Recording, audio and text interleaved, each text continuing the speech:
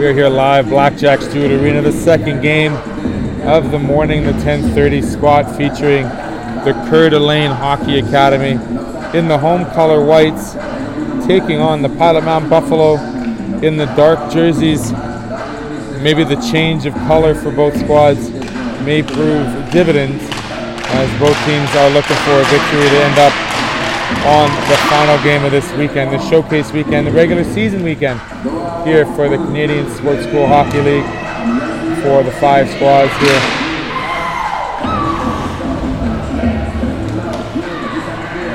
For the Pilot-Mound Buffalo, Chakousse is back in the lineup. She was missing last night in the loss to the RHA. Heaven Menez will be the goalie for the Pilot-Mound Buffalo. In net for Coeur d'Alene is number 1, Cadence Romain, who hails from LaSalle, Manitoba. She makes, I guess, the hometown return on the opposing team. Quickly to the net is Coeur d'Alene. We get a quick shot on Heaven Menez, and it's steered aside away. Puck is in front, and it's quickly taken away by Adawachuk. Adawachuk up to her winger, Jonathan. Jonathan gets it across to Doak. Doak sends it into the far wall. We'd like to thank Case Photography for this morning's game day sponsor, Case Photography. Appreciate all the help for this game and for what you do here on Amateur Sports TV. Puck is below the goal line there as 2 fellow Pilot-Mound players, Adawachuk and Jonathan, working on the loose puck, chasing it there as well as Maddie Beek. Beek gets the loose puck, trebs it, and sends it around the boards to the winger on the near side boards here as they're able to escape and get out of the zone. Quickly taken off the puck there, and Gracie Perry just misses it, and it comes all the way down for an icing call.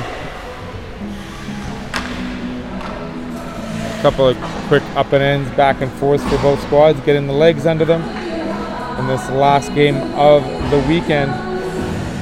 Coeur d'Alene will be leaving immediately after this game. Talking to some of the parents, due to the weather, they're hoping to get to Billings, Montana. That is the plan. If hopefully Mother Nature helps them get home and get a safe ride home back to Coeur d'Alene, Idaho. A beautiful area, beautiful spot to check out for a little vacation time.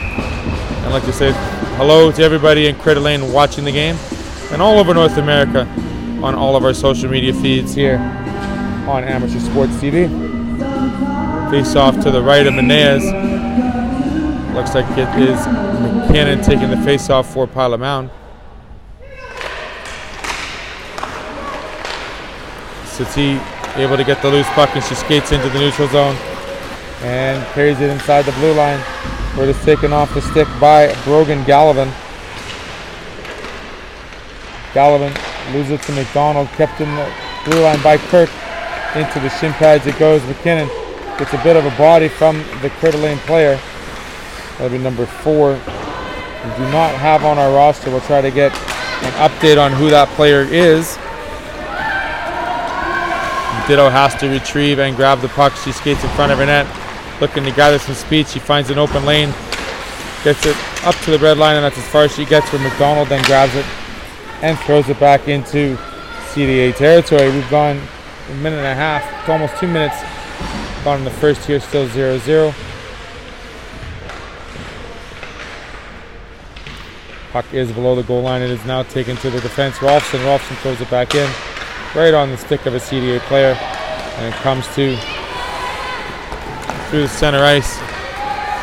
Shot into the shin pads it goes. Casey Baum able to get that puck, but then loses it down. It does not have enough speed for an icing call. Dawson able to hold the puck there for Pilot-Mound. It comes off the glove of McKinnon. McKinnon takes a shot, and it's quick whistle as the puck gets dropped. Unfortunate for the Buffalo players, as 2 of them are sitting there waiting to pounce on the rebound. But we get a quick whistle here.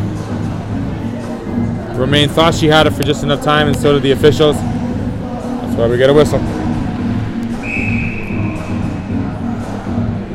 Face off to the right of Romain. Won by Pilot-Mound. Back to Chakousse, like I said, who was missing in last night's action. She's back in the lineup tonight for the Buffalo. Shot comes in front, and it's cleared away by CDA. Able to get some momentum is number 23. A lot of the jerseys don't match up the roster. I do apologize. We'll try to get to some of the names as we move forward here in tonight's game. Comes back to Buffalo Ditto and Perry. And there is Haley Anderson throwing it into the neutral zone. D goes CDA. Quickly gets checked, but carries on as Gallivan. Gallivan gets a shot, and Menez is able to make the save and holds on for the whistle. We've got some shots on both sides of the net. Goaltenders are equal to the test thus far, as we still have a 0-0 hockey game. It's interesting to see Pilot-Mound wearing the dark jerseys. I kind of like those dark jerseys. Remind me of the Bruins colors. Usually the home team does now wear the colored jersey as opposed to the white jersey, especially in the NHL. Still see the home team wear the white in the CSSHL. Olaf Stoddard just missing that pass, and we'll get another icing call. So for Pilot-Mound, this weekend has definitely been an eye-opener. A lot of things have done well. A lot of things need some improvement. The one thing Coach Harry would love to see the improvement on is the shots on goal and the offensive attack. There was one game against Delta where they were able to muster up 29 shots. However, against the RHA, only 13 got towards the opposing keeper. Pass comes out in front, deflected, held against the net, and we'll get a whistle. Jonason and McDonald able to stand there in front.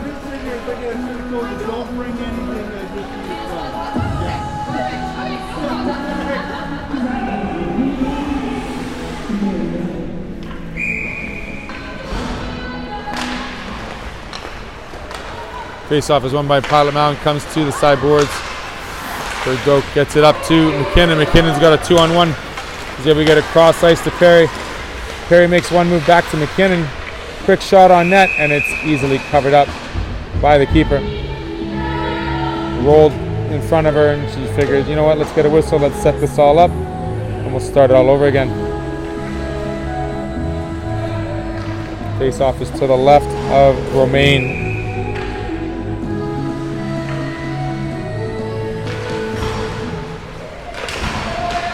Comes in front, Seti unable to get to the loose puck, and she just gets it past her. There's the CDA player, Seti. Get the pass, the shot, and a great save by Romaine as the rebound is moved to the side. Tracy Perry able to get the puck to the front and just misses the stick of Seti. He was looking for the tip on the far post. Rolfson keeps it in. Shot is blocked by the CDA forward, and it comes all the way to the neutral zone. Ditto throws it back loosely. Will be no icing as the defenseman goes back below the goal line to retrieve the puck. She's quickly met there by McKinnon. McKinnon unable to muster up the puck, but it gets squirted out by CDA. Elizabeth Morris, if that is the correct number, I hope, able to get it into the zone for the red, white, and blue. Ditto up to Dawson. Dawson able to get it up to McKinnon. McKinnon dumps it in. And two forwards on the play. Haley Anderson onto the loose puck on the close boards here. Held there for a quick second to get some extra help. This CDA comes right in front of the net. Very dangerous play, but it was open for a split second. Anderson and Adawachuk able to get the clearance out. Loose puck in front. It is handled there by Adawachuk, and she gets in deep. Throws it right in front to Anderson, just unable to corral that pass. Anderson strong on the stick, gets it to Adawachuk. It squirts out to the blue line and out by the CDA players. Adawachuk turns, realizes a bit of room there. 2-on-1 is the play if Dawson can catch up. Adawachuk with the shot and goes over the glove side.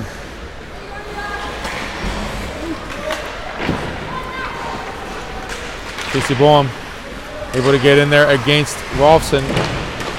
Going hard on the puck, two gritty individuals. Coming with the loose puck is CDA, throws it out front, and it's intercepted by Adawachuk, who's looking for a change, as is Dawson. All three come for a change. Gives a little bit of room, a little bit of light for CDA. Pass, and the shot is deflected wide. Olafsdotter looks up, tries to make a centering pass, but it goes between McDonald's skate and stick. And there goes Ross. First to the loose puck, a little bit of a bump there against the boards. She's all right, she gets back on two. Comes out to Episcopo. Episcopo looking for a shot. Takes it. Rebound is there, open, and unable to get to it is Romaine. Here comes the shot again, and it's steered away by the defenseman. Kirk looking for an open lane, finds it. Rebound is taken right below the goal line. Coming out in front with the save, and now covering it up is Cadence Romaine, facing a blister of 3 or 4 shots back to back. 2 long shots, one by Kirk and one by Episcopo, and she's able to corral them and move the rebounds away from harm. It's always a smart play to leave those rebounds to the corners as opposed to right in front of the net. The second chance can be proved to be extremely costly for a netminder. McKinnon is able to keep it in the zone for a couple seconds, sending all the way down to the corner. CDA looking to retrieve a loose puck and get a breakout pass, as they do. And they're able to escape here. Through the neutral zone they come.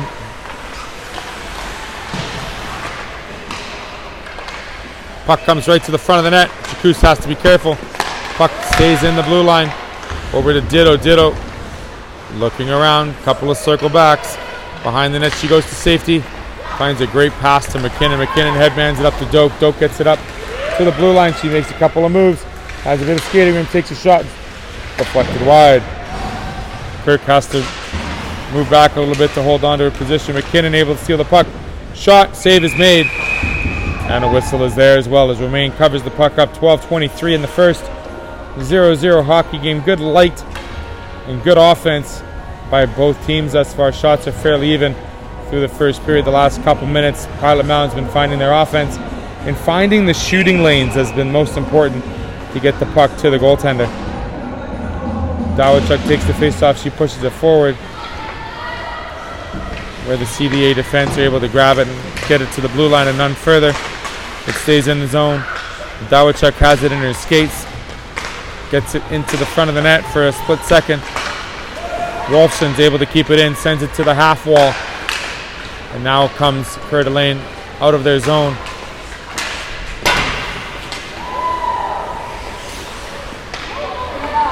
Gracie Perry working on the wheels, finding some extra room. A bit of a mission she's on, takes it wide. Looks for the pass in front, there it is, Kirk has it. She gets the shot off, shot is made, Romaine makes the save and pushes the rebound aside. Episcopo has to be careful, she loses the puck. It's going to potentially be a 2-on-1 for CDA, but it's shot in away, and Episcopo is first to the loose puck. Sees the entire side wide open, elects to put the brakes on. Another dipsy doodle. She's able to get it outside. Now throws it up underneath Dawson's stick, but it's enough to make it a no icing call as it is touched on the other side of the red. CDA has plenty of room to get out of the zone here, but Ditto tries keeping it onside, but it just sneaks outside the blue line. We'll have an offside and a face-off outside the blue line. 11-11 is our time left in the first period. I'd like to thank Case Photography again for this morning's game day sponsorship, as well as all our sponsors for the 4 games Pilot-Mound has played. I'd like to thank you very much for your support this weekend.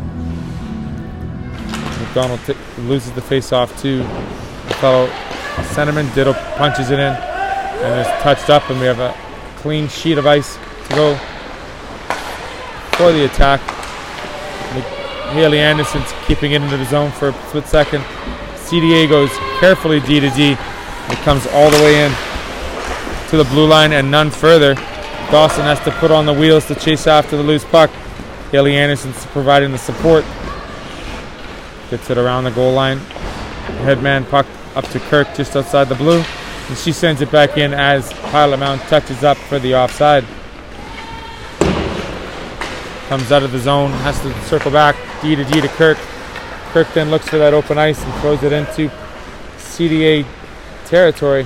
A lot of dump-ins for the team in black, trying to wear off a little bit of legwork for CDA, making them do a little more skating than needed, and it seems to be working thus far.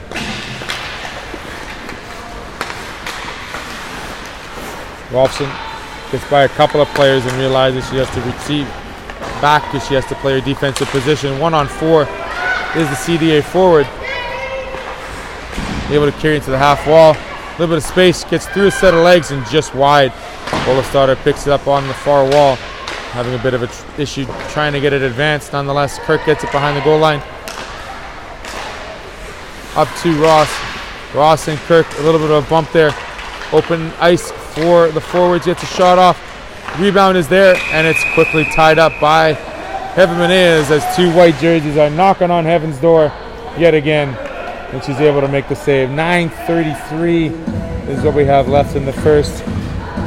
Love to see the emotions and the action in front of the nets. And also when the whistle is stopped, it's basically stopped for them. The sportsmanship is key here for both squads. We don't want to see that early penalty, but someone's going to have to break soon. Face-off is won, and it's still kept in by CDA. Dawachuk has to go back below her line. Leaves it for Episcopo. Episcopo looking to give it back to Sydney Dawachuk. Instead, she goes rink wide to Jonason. Jonason is unable to get to that loose puck on that pass. Comes down. CDA's got a 3-on-3 action here. Shot on net right into the breadbasket and held on. For a whistle is Heaven Menez. She has a tendency to go down a little bit early, but when it's those long shots and she knows the trajectory, it's safe. And for goalie coach Gordy Tummelson, she talks to her goaltender coach after each period, looking for a little bit of small instruction and the small things to improve on. Episcopo gathers the loose puck below the goal line, circles, throws it to the far half wall, where they're able to get it out of the zone. 2-on-1 for the Buffalo as Perry works with Seti. Perry takes it in front, works wide, goes wide, and the shot is sent wide on Cadence Romaine. Perry with the loose puck. Gets it back to Episcopo with the shot. Right on, rebound is there, but Seti was tied up and unable to get her stick on it. McDonald gets into the zone. Has an extra helper with Seti. Seti tries to get it in front of the net, circles around to McDonald. McDonald sends it back to Seti behind the goal line. Seti throws it in front blindly, unable to get it to the top. She grabs the loose puck, gets a shot on, gets a second shot on, and she puts it in. Goes upstairs where Mama hides the cookies, and she gets it over the glove of Romaine. It's a 1-0 lead for the Pilot-Mound Buffalo. A great job, a great execution out of the corner by number 15, Seti, as she throws it in, grabs the loose puck, and bangs away on the second shot of 2 to put the loose puck over and above the glove of the CDA netminder.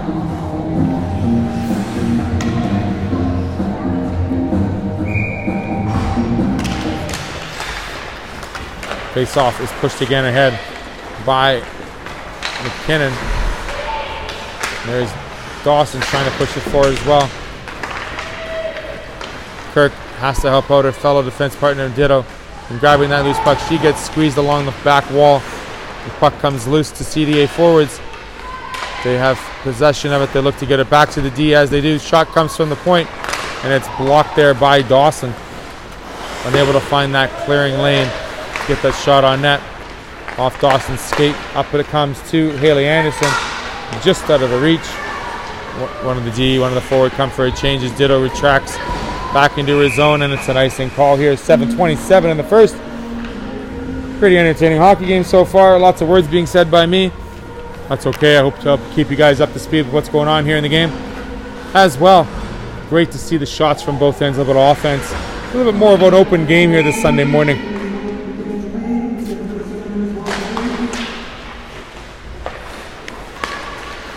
Rolfson loses it to the CDA forwards, and it gets brought into the neutral zone where Olofsdotter helps out, gets it across to the defenseman. They're going D to D here. Here is Episcopo. Episcopo moves in, gets it right into the shin pads before it reaches the net.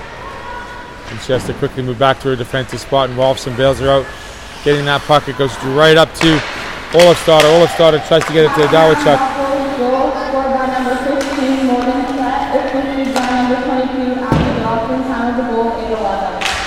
Both defensemen go for a change. Olofsdotter has to circle back and gets it to Ross. Ross dumps it in, and he goes for a change as well. We got the defense, we got the forwards all fixed up.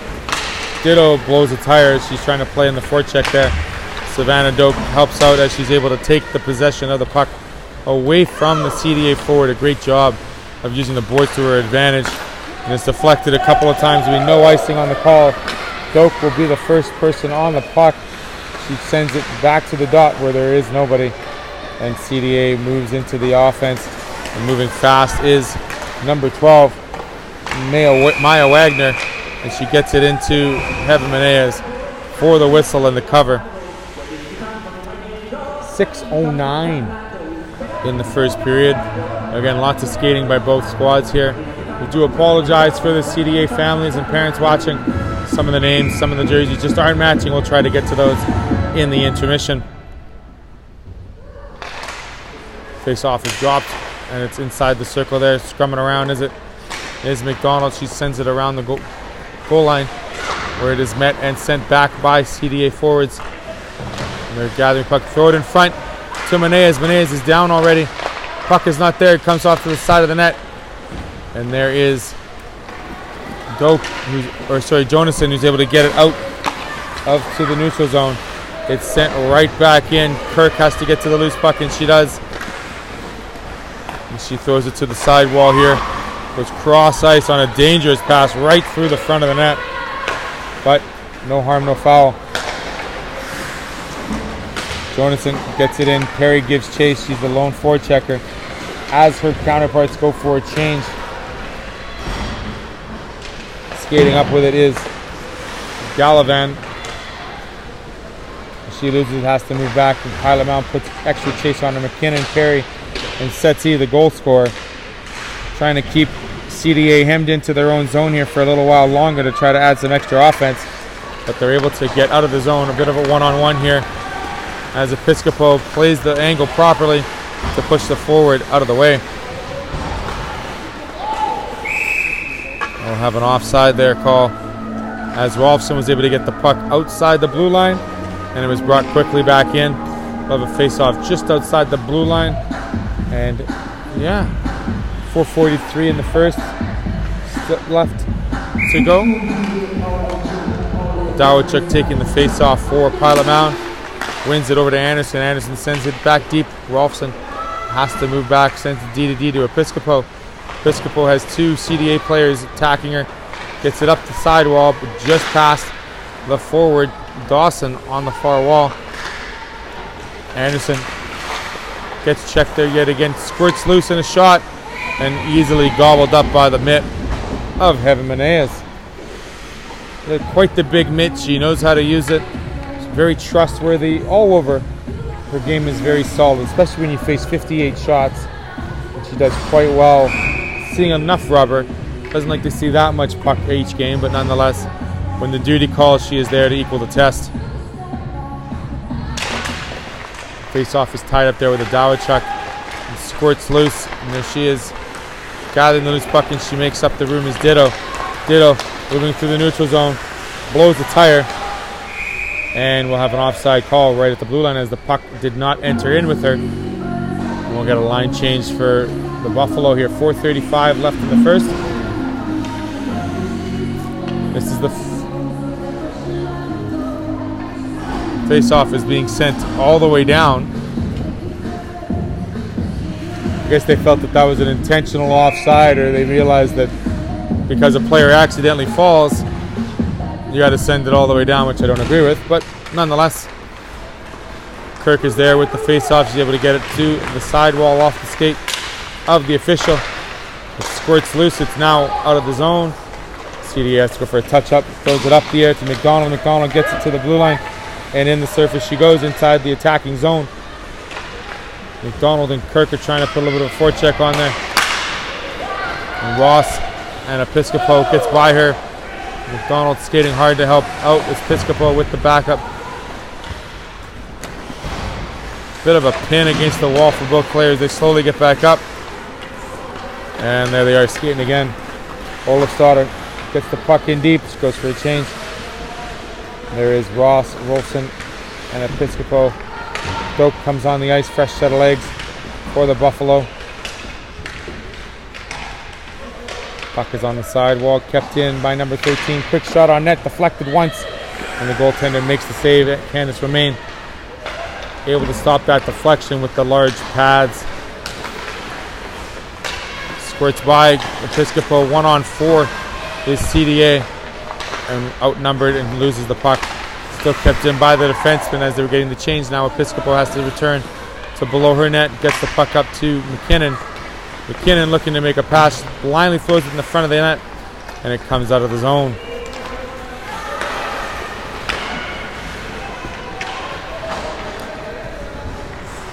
McKinnon circles, throws it to Episcopo, just out of reach to Perry. Gracie Perry, we're going to see her get some speed yet again as she moves to the neutral zone. Dipsy doodles around, leaves the draw pass to McKinnon. The shot save made by Romaine, and the rebound is sent to the corner. Kirk just unable to get it in there. Now she throws it in, delayed offside, all touched up, ready to get back in the zone here. Gracie Perry just flying around here. She's got a fifth gear she found. Gets it back to Kirk with the shot, deflected in front, loose puck in front, and then Romaine has it under the pad, and she stops it for the whistle. It's one of those things we talked to Gordy about being strong on the ice with the pads, and you pick the pad up for a split second, leaving a little bit of room, and it has a chance for that puck to squeeze under the goal pad. But Cadence Romaine is able to punch it and hold on to it just long enough to get the stoppage. Dawachuk pushes the puck forward, just out of the reach of Seti. It's kept in for a second there, and now Kirk has to move back quickly, and she does. Gets the puck to Savannah Doak. Savannah Doak takes it in, takes a shot off the blocker. It's up in the air. It's back in the net. Save again made by Dawachuk right in front, right into the pads. Rebound. Shot comes in, just not able to be deflected by number 21. Dawachuk gets behind the net, gets behind the goal. First to the loose puck she is. Throws it back to the D-man Kirk. Kirk looking for the open air. Finds the shot deflected away from the goaltender by the defenseman. No save required. There is Ditto trying to throw it in deep. Dawachuk and Ditto working with the loose puck, unable to come clear of it. And CDA goes very carefully in front of their own net as they skate forward with it. Still on side. Moving 3-on-3, 4-on-4 now into the zone. Comes up to Seti. Seti gets the puck on the sidewall. Able to make the cross ice pass to Dawson. Dawson on a 1-on-2. Skates across the blue line. Looking for some open room. Takes a shot right on. And Romaine will hold it there for the save. 1:17 left in the first. Three great opportunities for the Pilot-Mound squad in that last minute. And the last skirmish they had in front of Dawachuk. Just unable to get it above the pad on that shot. And Kirk was able to get two great shots away from the point that made it all the way to the net. So very important to get those shots right to the goaltender. Rolfson's shot is deflected, unable to get all the way in. Episcopo falls down and she gets it to Haley Anderson. Anderson, couple of sticks, couple of shots, just over the crossbar it goes. There is McDonald. McDonald comes in, and the delayed penalty will be called as McDonald comes in a little bit more hastily and gritty with the cross check is the call, and she will get sat down for 2 minutes with the penalty. Gives CDA their first power play of the night. 55 seconds left in the first.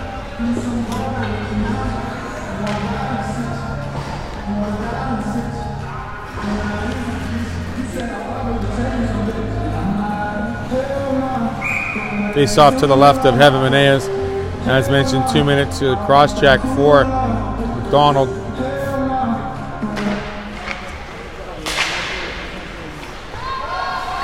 At the blue line it is.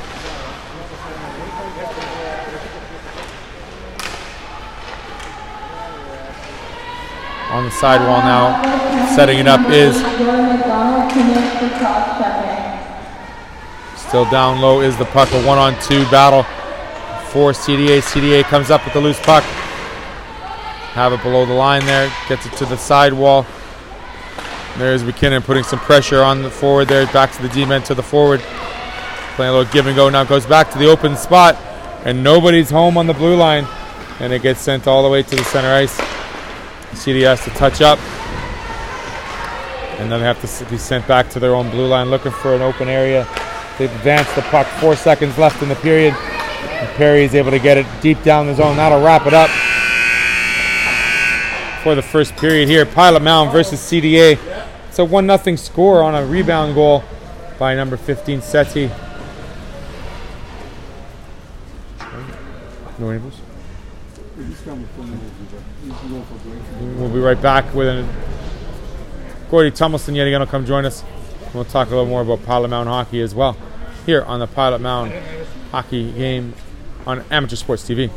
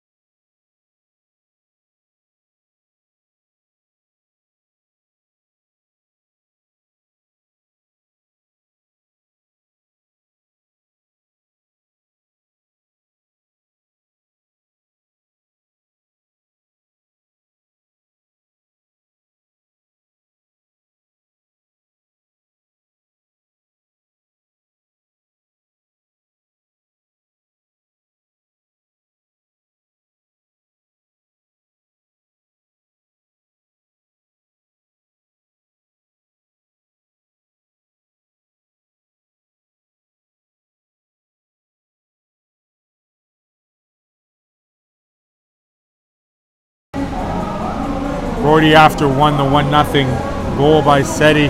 First time we've seen Pilot-Mound take that advantage this weekend, and it's nice to see. It's been a tough weekend, but the girls have got a lot of spirit, and so they're going hard today. They know they can win this one. Absolutely. I mean, it's one of the when you have an opponent that you know isn't one of the stronger ones, but at the same time you're looking for progression in your game. We've seen over the weekend structure, progress. What have you seen so far in the first period that you like the most? Yeah, the girls are moving the puck, and they're not being pressured near as much, and so they get a little more time. It's a half a second or a second, and that just makes a world of a difference. And so things are starting to fall into place just because they've got time.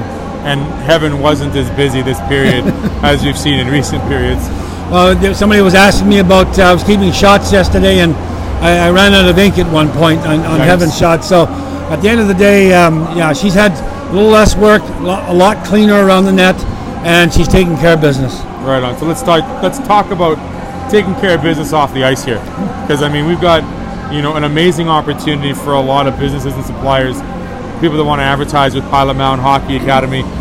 How do they get involved with the program? What is their best way to get in touch with you, and what would they be getting in terms of a service from not only amateur sports, like Amateur Sports TV? Well, of course, we're going to be mentioning you guys on air, but what do they get from the program from Pilot-Mound Hockey Academy? Well, the program offers a whack of stuff. The television, there's some print media things in Game On magazine. The newspapers carrying us every week out here, and some of the locals around, some of the town locals around.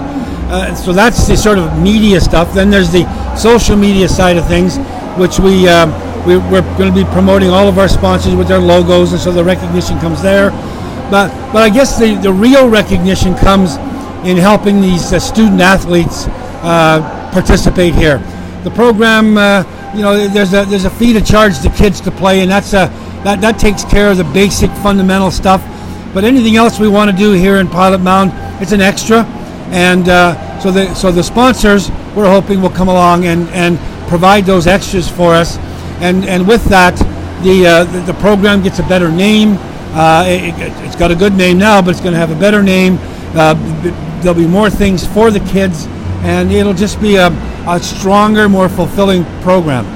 You hit it right on the head there, because with the amount of community involvement and surrounding involvement, it strengthens the development of the player, the student athlete, the school, and all of the extracurriculars that they're allowed and able to perform in throughout the entire school year.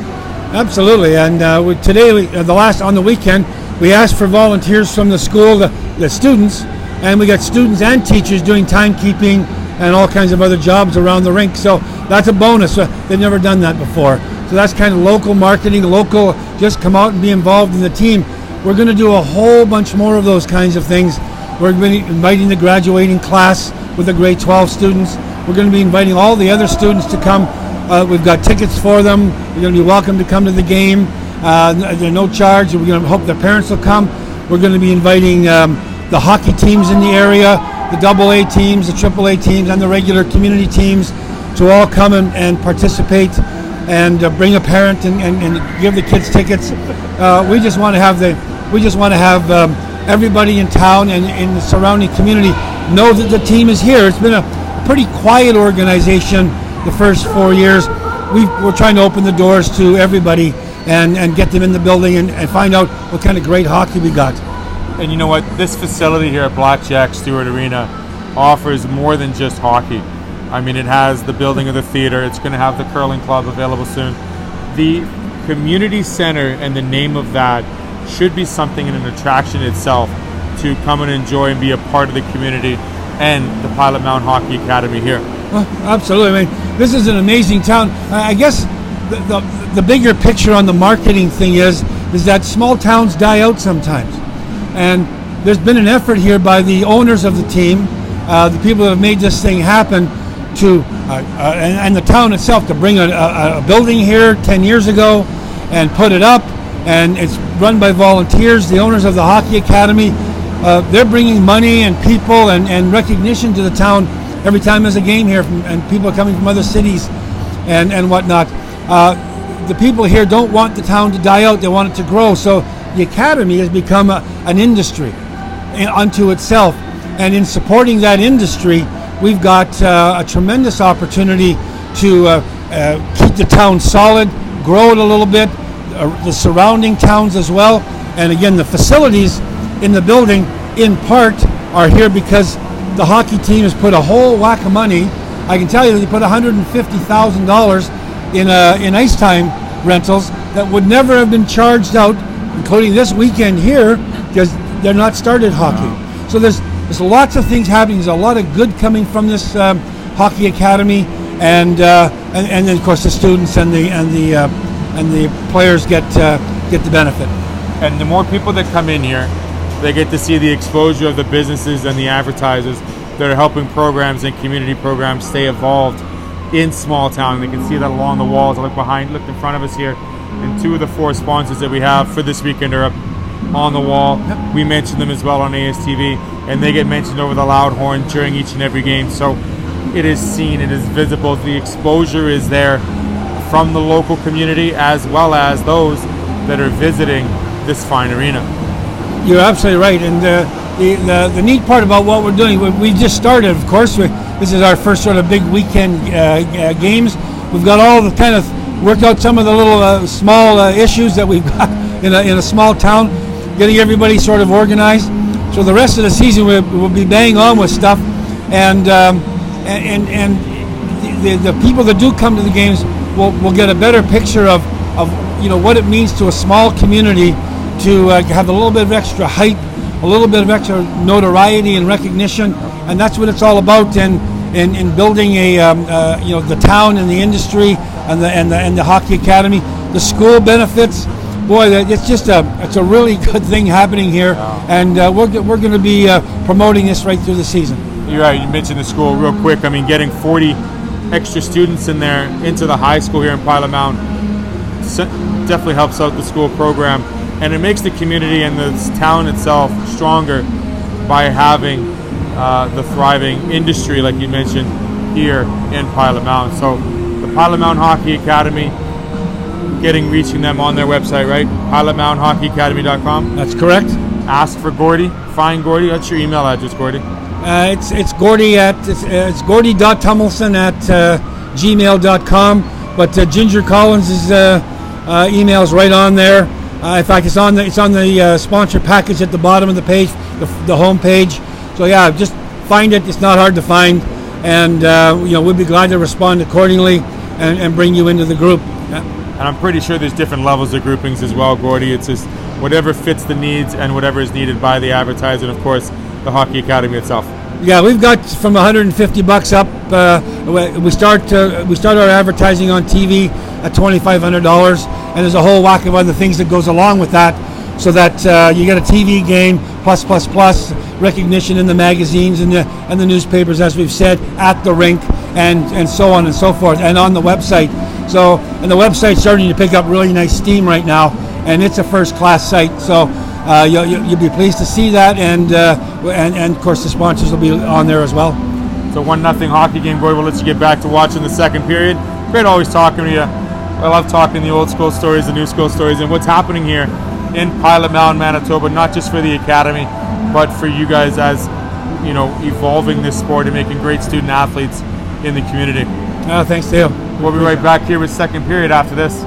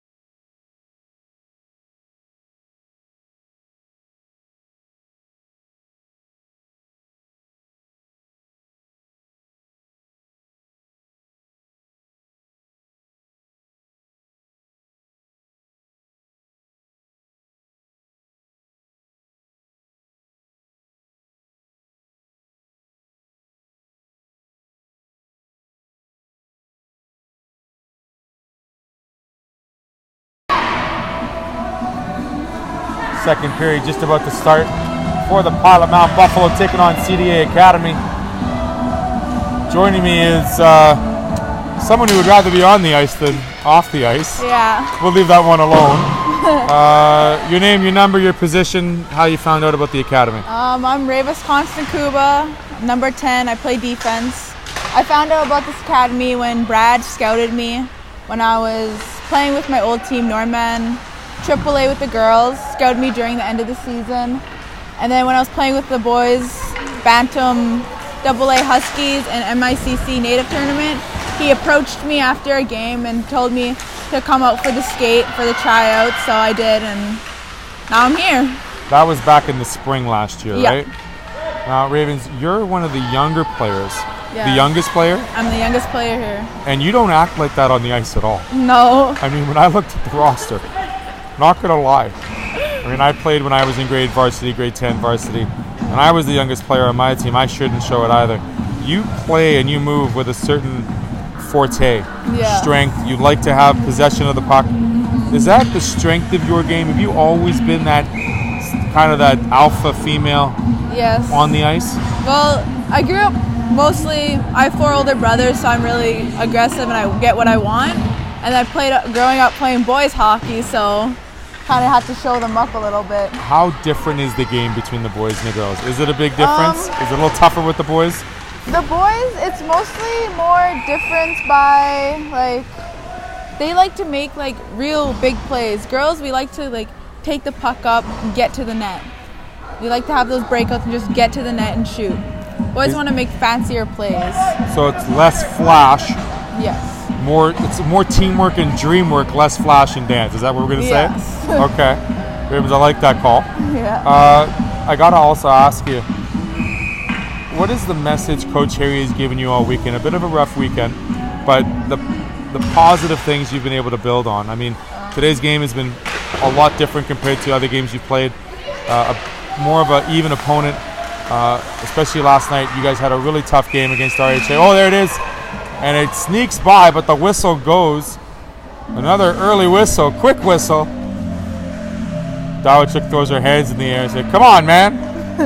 I know it's Sunday. We got the Come On Man segment coming on another station on ESPN, but you got to help us out. That's a free puck. That could have been a 2-0 lead for us. But I mean, you talk about last night's game, it was very difficult, but you stuck to a game plan where your defense was critical, getting loose pucks to the side and making sure you were clearing the zone and dumping and chasing. Yes. I mean, I think I told Coach Brad and Harry 7 times where there was a second chance, which is not a lot when you think of a game like that. And the amount of shots Heaven faced was incredible. Yes. How is your goaltender? She's pretty stealthy Heaven, back she's there. a strong goaltender. She kept us in a lot of games. She has. I mean, Yes. she's very sound between the pipes. She's a very strong goalie. How did you find the transition from where you were last year to this year? What have you done so far in the last month that you've really enjoyed down here in the academy? Very big. Last year, the farthest I went for hockey was Winnipeg. Okay. Now we're going to the States, and it's just like a part of my dream coming true already. Isn't that cool though? Yeah. We talk about this, like I'd say this to the coaches, like the girls, the females, sorry, the guys too, they don't even know what they're in for. No. I mean, you come to a little town like this, but you get to go to Minnesota, Yes. Calgary, Penticton, all these beautiful little areas to play hockey. Like you're playing hockey. I know. And isn't that cool? I mean, you get to... And for me, being so young, moving away, I just like enjoy the hockey. I always look forward to playing my game. And if you want to play hockey, this is a pretty cool place to do it, Yes. because if you're home, you're on the ice every day. Yeah. And if you're not on the ice, chances are you can probably get on the ice because the rink is right here. Yeah. Like how long does it take to walk from the dorm to here? Not long, probably 2 minutes. Yeah. It's a 2-minute walk. Yeah. You have a full rink sheet to your disposal. Yeah. That's awesome. Yeah. How is so what was it like moving into the dorm for you and being away from home? A little bit It challenging, but are you used to it now? Oh yeah, I'm good I don't really get homesick very often because I'm always on the go. But it was a little bit challenging at first, just trying to get used to being like just to a new area. Okay. But I like it now. Right on. Rebound in front. Swimming out of water is Cadence Romanian. She's able to hold the puck underneath her. Little Dominic Hasek like. 16:51 left in the second. Ravens Constance Kuba Sorry, I have to say that name properly 5 times fast. Tell me, what's your favorite meal in the dorm? I've had a couple of soups that are pretty awesome. Yeah. Not gonna lie, but when you get to have breakfast, lunch, and dinner made for you, it's kind of all right. I like it. My favorite meal? Yeah. Like, I like breakfast. I like Okay. just the typical eggs, bacon type of thing. It's a full breakfast. Oh yeah. It's not just a simple cereal and milk and a bit of orange juice. It's all there. Yeah. Yeah. And then your day. You have school by day, practice in the afternoon, a little bit of spare time, a little bit of homework time. Yeah. Well, me being the youngest, all the rest of the girls, because I'm the only one in grade 9, the rest of the girls get off at 2:20. I still have to go till 3:30. So I'm taking all my main courses, so I have to get my butt to practice at 4 till 5. So you have more of a rigid schedule than most girls. Yeah. Okay, are you okay with that? Yeah, I'm fine. I'm keeping up with it. Are you? Yeah. Good. We got a tripping call here against CDA, another power play for the Buffalo. I gotta ask another question. Do you like wearing the dark colors or the light colors? I like dark. I like the dark colors too. I think we should make a push to make those your new home colors. Yeah, that's what I'm thinking. Go like the NHL, you know. It's one of those things where you know, it looks a little more mean, a little more. I like the Bruins colors. They're nice. Yeah. Face off won there by Pilot-Mound as they work on the power play here, trying to extend their lead from a 1-0 to a 2-0. Goal scorer Seti with the puck gets it back to Kirk on the point. It stays in for a brief second, still there, fighting for the puck on the blue line. It gets sent out of play into the neutral zone, sent right back in by Pilot-Mound. They're going to get on Johnny on the spot to get to that loose puck before it gets out of the zone. It gets thrown up loosely, but it's kept in. Shot on net, just wide of Romain. Kirk's looking to keep the puck in. It does not happen, and it gets sent all the way down. Episcopal has to go chase it. 1:20 left here in the power play for the Buffalo. How hard has Coach Harry worked on the offensive side of things for you ladies? The offense is something that, you know... Worked lots of breakouts, getting those passes on the tape. We're starting to work more on the offense. Yeah, I mean, when you only get 13 shots on net, it's kind of difficult to get pucks behind the goaltender. But like you mentioned, in order to get there, you got to have the clean, crisp out breakouts and get out of the zone. Unlike what we're seeing here, a little bit of trouble. Puck comes in front, and Menez makes a save right on top of the blocker and the pad there. Needs to be a little more intensity on the breakout here. A little bit lackadaisy, if you will. There it is, 2-on-1 now. As we move in the zone, Jonasson gets it to Dowachuk. Dowachuk with the shot, and it gets deflected wide. She gets in with the rebound. She's fighting for the loose puck, and CDA is able to get to it. Not able to get out of the zone as Ditto keeps it in. She skates up the boards, gets in front of the receiver, has it. Dowachuk in front, the shot in front. Jonasson just misses the side of the net. There is McDonald with the shot. Up high it comes. Rebound is there. Just unable to stuff it in there. Bit of a body check behind the play. No harm, no foul, I guess. Right through the slot it comes, looking for that pass across. And it comes out of the zone. The power play is over. Ditto has to come in. Gets back in the zone, waiting for her teammates to get back on side. Shot, save made by Romain. Rebound is there once again. Kirk throws it right into Jonasson unexpectedly. Ditto throws it all the way down. We get a couple of players for a change. Ravens, do you enjoy playing at home or enjoy playing on the road more? I like both. As long as I'm on the ice, I'm happy. You are such a simple person to talk to. Go to school, play hockey. What do you like to do in your spare time? I like hunting, fishing, skidooing. You must have some good stories. Okay. Yeah. I like that too. What do you hunt? Usually geese, duck. Which is the season now, right? Yes, Birds are in sir. season? Yep. Are you able to get out there, you think? Or No. no? Too caught up in the hockey season. Schedule, duty calls, right? Yeah. Sticks and pucks versus guns and artillery. Yeah. You do have a pretty good shot. You have a good set of wheels on you. That's pretty good artillery for ice time. Thank you. You're welcome, Ravens. I mean, I'm so very, like I said, very surprised to see, you know, such a young player playing on a varsity team and getting this exposure so quickly. You must love it. Oh yeah. How many ice times did you get last year? Do you remember? Last year I got quite a bit for our team because Norman Wild, they weren't very strong or that good. Right. So Dangerous drop pass there by Episcopo, but there is McKinnon trying to skate it in. Does Coach Harry have set defensive pairings for you, the Buffalo, or is it you guys? Not yet, because our captain Harmony, she's out with the shoulder injury, so we're trying to get everyone healed and then get our lines in. And she's played very sparingly this weekend. Yeah. She's skated. I think she's played 2 of the games. She's in tonight, but playing very, very limited minutes because of that injury. Hopefully, it's a speedy recovery soon. Trying to get it out front is Dawson. Dawson fighting for that loose puck, trying to throw it in front yet again.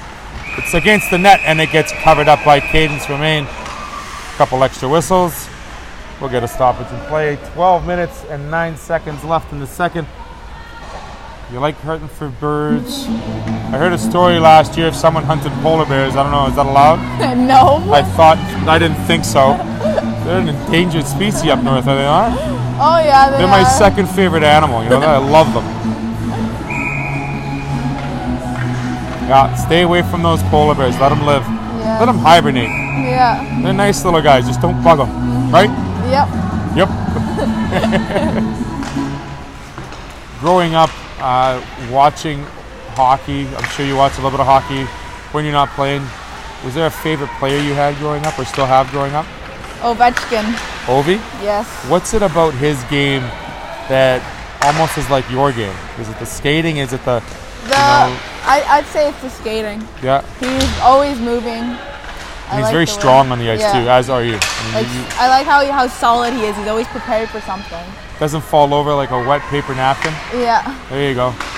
No, he's a good leader, which I think, because of your age, you're going to be able to mature very well in that. Yes. Puck gets out of the hands of the CDA forward, away from harm. Gets right in front to Menez, but it does not reach a stick to the point. And Dawicek's able to hold on to that with her glove.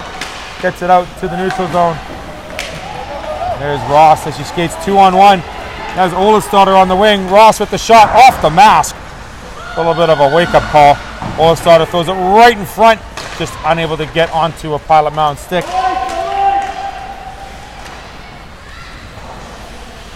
As we move back into Pilot-Mound territory, looking for the breakout.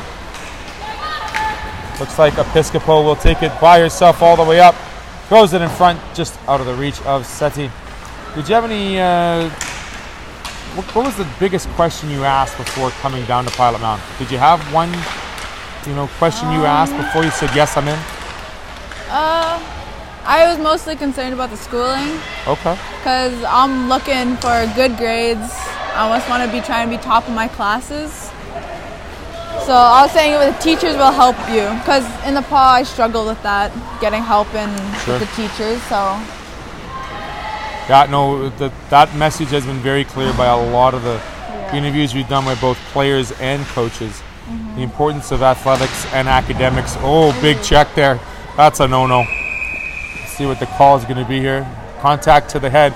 We've seen contact to the head by 2 minutes and by 4 minutes. We'll see which one this one is of the variety.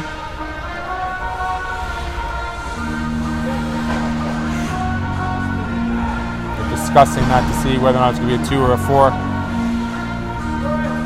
As we see, 4-minute call for head contact. The difference between head contact, body checking. I mean, in your case, the play last night, it could have been a boarding call, could have been a cross check, could have been roughing, but instead they go for the worst of them all, the 2 in the game. It's like, it's hard. I mean, the player turned on you kind of at the last second, and you guys both went in, or ladies both went into the boards. Next weekend, we've got a couple more games at home. Yep. Who are we playing next weekend? I think we're playing the rink again. I'm not too sure what the other team is. Okay. Should be a couple of good games out here at home. Yeah. Maybe we'll wear the black jerseys. We'll see. Hopefully. Here's... I think that's McKinnon slowly skirting around, holding onto the puck, setting it back to Episcopo. Episcopo looking for that lane. Her and Gracie Perry had that success in yesterday's game against Delta. Comes to the side wall to Episcopo. Episcopo with the shot. Sails it high. Might have got a bit of iron as it left on top of the net. Says he has to come back.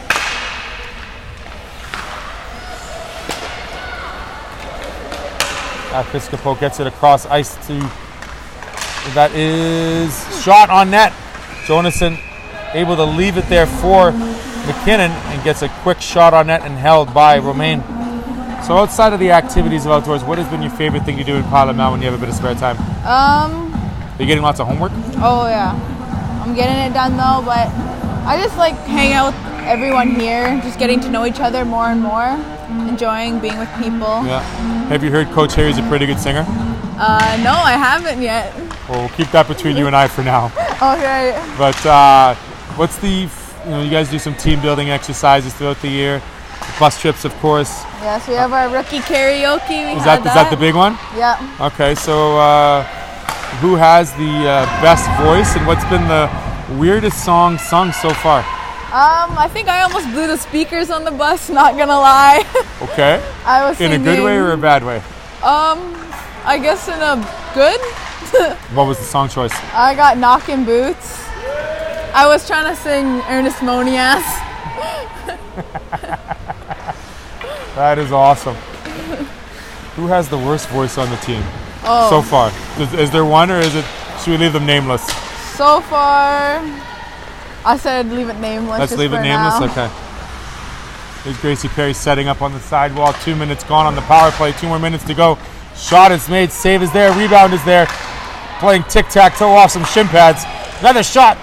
And the rebound is there once again. Just unable to get to it. It's a Dawachuk. And it comes off the skates of Kirk and down the ice it goes. 1:40 left in the second. So most of your meals are made. What is your go-to meal before a game? And it's an evening game. Afternoon, evening game. Probably something light, not too heavy. I like chicken rice or noodles and chicken, something with protein in it, give me energy. Very good. And what's the key to hydration for you? Always walk around with a water bottle? I always drink a water bottle before a game. And then even as soon as I wake up, even though I know it's game day, drink it right before I get on the ice, drink a water. And even on the bench, you stay hydrated. Absolutely. It's amazing how, athletes now, the amount of nutrition and technology they have available to them. Yeah. Even so, when you fall asleep, you are so dehydrated when you first wake up in the morning. And grabbing that first couple bottles of water is crucial. Yeah. And especially during game day, right? Yeah. Do you fish? Yeah, I fish. What's your favorite kind of fish to catch? Well, is something certain you go for? Since I'm treaty, I'm allowed to kind of go whatever. I usually like fishing for sturgeon. Okay. It's a bit of a battle. Is it ever? Those boys get big. Oh yeah. What's the biggest fish you ever caught? A sturgeon. It wasn't that too big. It was probably 4 feet. It's only 48 inches, sure. I've seen sturgeon that are like 10 feet long, though. Don't get me wrong. Oh yeah, they get pretty big. They're not the greatest tasting fish, are they? They're good smoked. They're good smoked. Okay. Yeah. So maybe next time you and I are together, we'll get a recipe of smoked sturgeon. Yep. I haven't had one. I've seen many caught. A lot of my friends out in BC catch them, and I'm a big walleye fan. I love walleye. Yeah. Buddy of mine, Jamie Canada. I don't know. He's not listening, but we're up in a resort up north, just east of Thompson, and he taught me how to catch walleye with the loop, swoop, and pull. Loop, swoop, and pull. Yeah, we weren't able to use a fishing rod really. It was basically just a fishing line. He was treaty as well, but the bottom line was you had to learn how to loop, swoop, and yank the fish in without using a rod. Yeah. He was very good at it. I wasn't, he was, but man, that guy could cook some walleye. Oh yeah. Right on. Ravens, anybody you'd like to say hi to back home? We're reaching a lot of different communities, and hopefully the family's watching if they're able to back home on ASTV. I would like to say hi to my... Oh! That was out off the inside or the outside pipe. I don't know. We're going to have to get refill on that. Another shot by Rolfson, just missing the mark high off the glass. If we were marking field goals, that would have been a 3. Olofsdotter sends it out front right to McKinnon. McKinnon with the shot, and it gets turned around and just gets out of the zone. 5 minutes left here, 2-on-1. Kirk's got to be careful as she has 2 players working on her. She keeps moving the puck down below the goal line. McKinnon is there to help out. Rolfson has to be careful with the player in front, marking her up. In that scenario, when you've got right side, left side shot, you want to make sure you take care of the stick, right? Yeah. Like, that doesn't really help if you're just standing beside them. No, you want to get more on the defensive side. Just in case that puck pops out, you can get there and go out. Absolutely. I mean, that's pretty wide open. If that's, like you said, that puck comes out, she's on a right shot. She has access, wide open, and free and clear to take a swat at it. Yeah. Surprised they didn't do more review on that goal. I thought it might have been on the inside pipe, but the referee is saying it went off the outside crossbar. We'll take a quick look at that later. But nonetheless, it's still a 1-0 hockey game, 4.5 to go in the second. She said you grew up with 4 older brothers. Yes. Were they nice to you? Oh, no. I mean, they're protective of me, but That's the right word. we're all rough. It's rough and tumble. There you go. Did they play hockey as well? Yeah, my oldest brother, he is now 29. He has a kid, so that makes me an auntie. Hey. He used to play hockey, but now he's moving on with the family. Gotcha. My youngest brother, he's 18. He's playing junior B right now with the Storm. Okay. Yeah. He just graduated, so now I think he's more focused on getting a job. He has a girlfriend too, so he's caught up with all that. Life gets in the way sometimes, right? Oh, yeah. There you go. You got a couple more years of school. It's a good. I'm glad you're focused on that. That's very important. Yeah. And you know, with the style of play you have, it's only going to get better. I really think, you know, getting to meet you, Ravens, probably the highlight of my day. And doing this broadcast is pretty cool. Highlight of my day too. I'm glad. Upset I now I'm get to blushing. play. If you can catch me on camera, we're both blushing now. Yeah. 3:20 left in the second. Ravens, I want to thank you very much. If you got to get something done before the game, go ahead. Okay. If not, you can stick around at the end of the period. We'll finish watching this game together. Unable to score on that double minor for contact. We're the Buffalo. They have to touch up here for an offside call. Very one-sided period for the Buffalo. Not much going on in their side.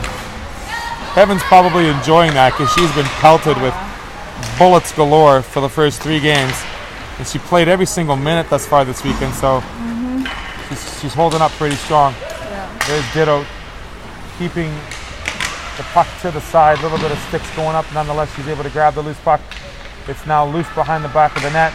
Got to be careful. It squirts out in front. Menez has to make a quick save. It's cleared right in the middle of the ice. Something you don't like normally done. There's Seti on a breakaway. Here she comes with the shot, and the save equal to the test was Cadence Romain's shot right on the crest.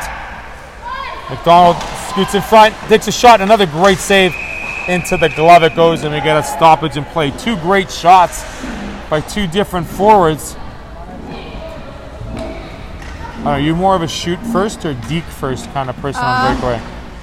Breakaways, probably for more of a shoot first. Okay. Get it right on. You a low shot or a high shot? I like going for lower or blocker.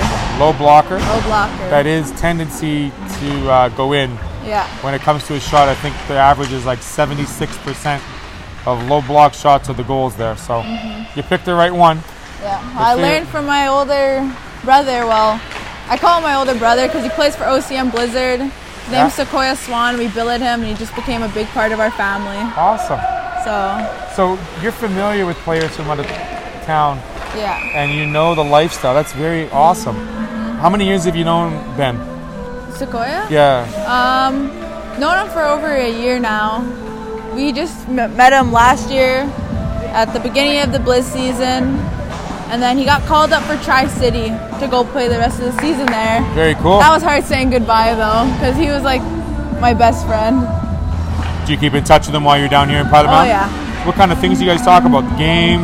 Talk about our games, how we're playing, family. Good. When we're going to meet up again.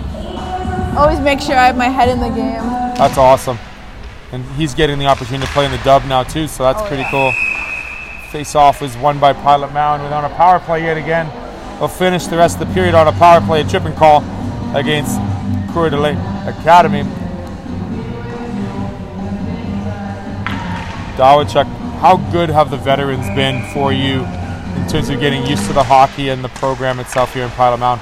They're good. They just treat everyone equally. I like that. It's a younger team this year. You only have 3 seniors on the squad, Yeah. which means a lot of this team I mean, we're talking about this year already. It's so early. It's only September. But, I mean, you think about how the nucleus of this team is going to progress and move forward and age together. That's something pretty special. Shot on and held. Great shot by, I think, is that Seti playing defense now too? Yeah, she's got the cannon from the point. Who's got the hardest shot? Probably Seti. Yeah? Oh yeah, Bit she of a is a rocket. First year player as well, right? Oh yeah. Yeah, so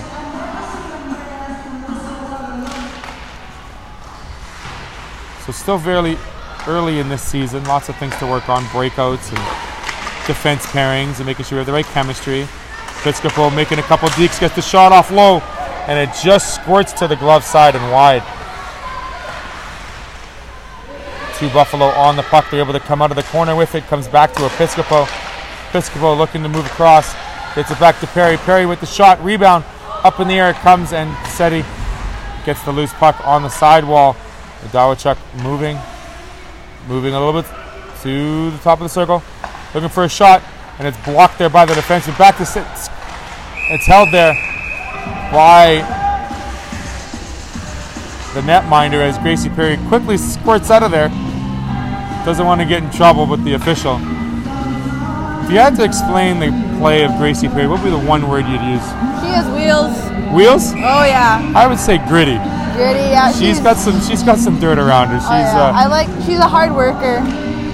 She is a Pennsylvania native. That. Her mascot is Gritty. Yes. There it is! Dawachuk is able to get the loose puck up and over the blocker side. On the power play, Sydney Dawachuk's first goal of the game. Second marker for the Pilot-Mound Buffalo on the power play. It's a 2-0 game for the team in black. Well, we're calling the new home jerseys of the Buffalo. We'll see if it happens, right? Yeah, I'll give a good word to the coach. We'll give a good word to the coach. I'll talk to Coach Harry as well. Yeah. Got to make the black jerseys the home team. I don't know how much clout I have on that, but you never know. So do you guys have nicknames for each other on the team yet? Yep, we got quite a bit of nicknames. So do you have a nickname yet? They usually call me Chief or Coobs. Chief or Coobs? Coobs, yeah. It just kind of I don't know, it just kind of came with it. It's weird because a lot of guys have, like, when you talk to guys in the NHL, it's usually like their name plus an EY, like Shorzy or Jonesy or Tulsi or, Conzies or something like that. Or, just the way it is, but Coobs. Coobs. We'll go with Coobs. Yeah. We'll stick with that one, okay? Is that okay? Yeah. All right. That's what everyone calls me, but it's always just switching between. I don't know how I got them. They just got them? I just got them. Okay, which one do you like better? I like Coobs. Coobs, okay. Coobs. Sounds cool. Menez had to use that big mid of hers to stop the puck. 22.7 in the second. Doing a great job in the net. She's probably liking the fact there wasn't many shots this period, like we said. Yeah. Face off to the left of her. Hope to make it a 2-0 game here. So go into the third period with the lead. Something that is nice to see this weekend. Finish this weekend off with a W. One more period to go, of course. What will be the message Coach Harry gives to you guys in the intermission? Keep working. Don't go down to their level. Let's just keep going to our level and just keep the pace up. Those are smart, wise words to a young team. I want to thank you very much. Ravens, Constance Kuba. Coobs. She likes hunting. She likes rice and chicken. A little bit of pasta. And she's the youngest player on the Pilot-Mound hockey team with a very full schedule. I want to thank you very much for joining us. Thank you. And good luck the rest of this season. Good luck this weekend. We'll see you next weekend as well. Okay, thank you. We'll be right back in the second. After the second, it's 2-0 for the Buffalo with goals by Seti and Dawachuk. We'll be right back in the third.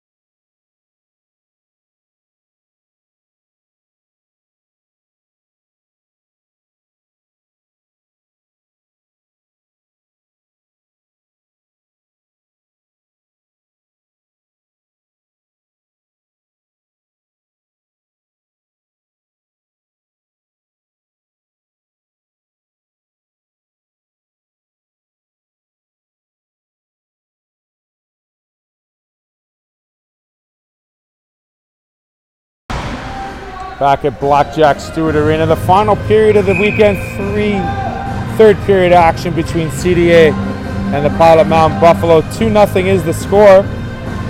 A single marker in each of the two periods. The test will be for Pilot-Mound if whether or not they can hold on to a lead. They have outshot the CDA 40-12 over two periods. It's been quite a different story for the Buffalo. Much higher energy for both teams as they look to finish out this weekend on a high note. The Dawachuk moves wide on the boards, gets the puck in deep. As the squirts below the goal line, she gets pressured there and held for a moment by the defenseman. Puck comes squirting to the far end of the boards where she is met by Seti. Seti gets it across. Kirk keeps it into the zone. Gets a shot on off the skate and it directed wide. The Dawachuk picks up the loose puck. Does a quick turn. She looks for somebody in front. Finds what looks like Savannah Doak. And the whistle is quickly blown and we get a face-off in the first minute of this period. We'd like to thank Case Photography for the game day sponsor this morning. If she can make this face of mine into a glamour shot, I'll have to go visit her. Case Photography. I could use all the help I can get. They always say I have a voice for radio and a face for TV. I don't know about that one, but you can be the judge. On every other episode, we do the ASTV Sports Show. I'm assuming having tailgating with yours truly, as well as some interviews and some discussions with a lot of the Pilot-Mound players over the course of the season. Back to the action now as the puck gets squirted to the far wall sideboards. Comes slowly up to the blue line. CDA turns and burns, coming to the close part of the ice here as they gather some momentum into the blue pace it goes. And Heaven Meneas moves it to the far wall. Ditto goes back to Dawson. Dawson at the sidewall. Dawson gets tied up there quickly by the CDA players. Officials asking to move it as they do. Looks like up to the center ice. Ball is the shot taken right into the shin pads. McKinnon's going to grab the loose puck. There's a bit of open air. She decides to make a quick move to the center of the ice. And she skates right through the neutral zone. 2-on-2. She moves in, takes a shot, gets deflected. Rebound is there. And we have a whistle here.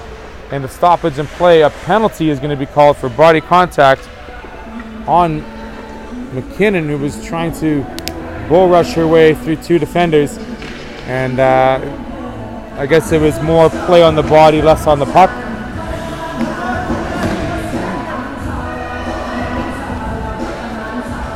The head official thought that there wasn't a play on the puck, so that's why the call was made. A couple minutes gone thus far in the third period. 2-0 is the score for the Buffalo. One thing you do not want to do if you're wearing black is give the opposition an opportunity to sneak back into this game. Played a solid game thus far. Shot is made, deflected save is made as well. Rebound in front, goes over the net, and it goes in. It sneaks over top of the keeper, Evan Meneas, and goes behind her into the net. Bit of a broken play in front of her.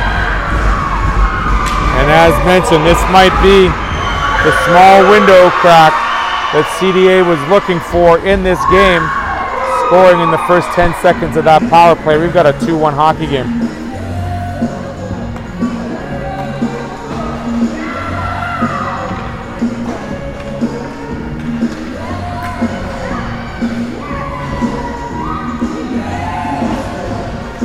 As you pick up some shrapnel from the celebration, I don't think any chiclets fell, just a couple of mouth guards, but we're all right there. Pretty stoked, pretty happy to get finally on the board.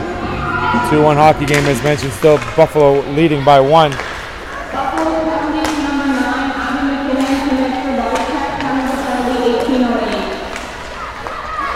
CDA moving again, strong into the zone, gets a shot off wide of Meneas on her glove side. Rebound directly in the blue paint, but it's cleared the side away from harm. Gracie Perry, nicknamed Wheels, according to Coobs, who was joining us for the second period there.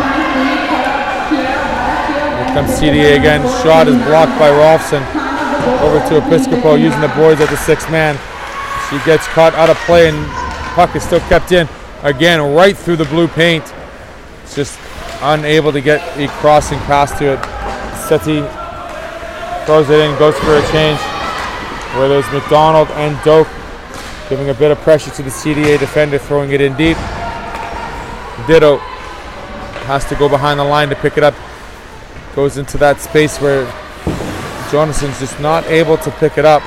Gets sent back into Buffalo territory. Rolfson picks it up, looks for some help as she skates high off the boards.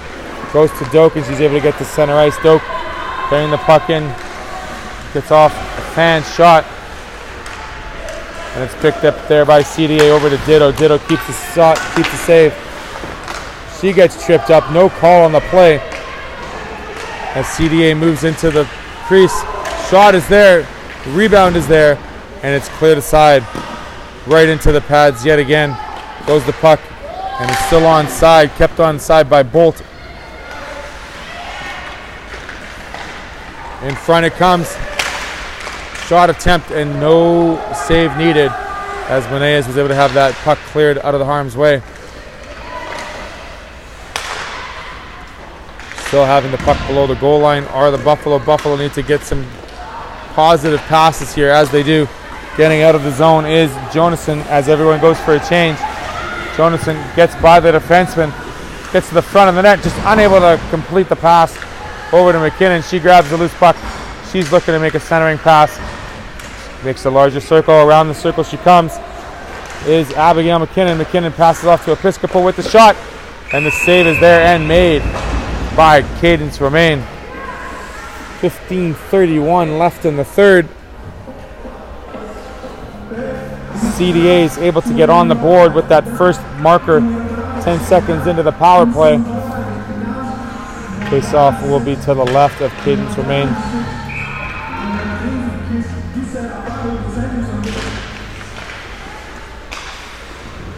Back to Ross. Ross sends it in deep for Olafsdotter. Olafsdotter loses it on the stick. It's kept in there by Episcopal. Episcopal sends it in deep, where Ross and McKinnon are going to give chase. Olafsdotter playing high in the slot. Puck comes free. Unable to get to it is Olafsdotter, but it comes back to Episcopal. Episcopal looking for a clear angle. Gets the puck in deep and shot to the side. Still kept in. Now it comes out as it hits McKinnon as she was clearing the zone. She has to go back into her zone to pick up the loose puck. She gathers some speed. Abigail McKinnon comes to the top of the circle with the shot and sails over the net.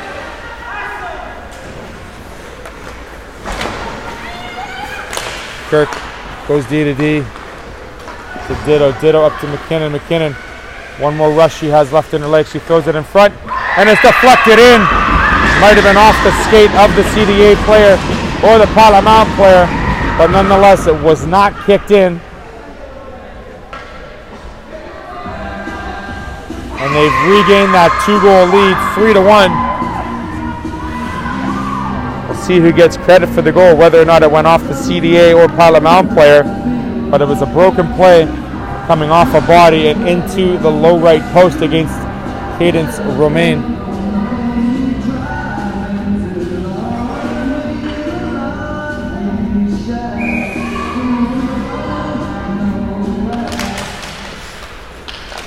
Face-off is over to Anderson. Anderson gets into the blue line. She looks for a shot. She takes it and goes wide.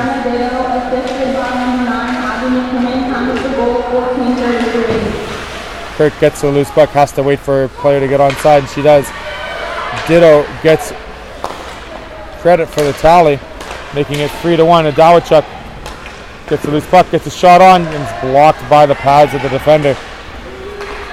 Comes up to center ice. Rolfson gets possession of it and tries to find some open ice, which she does. She gets to skate in deep and she loses it just on the blue line, but her momentum carries it in deep.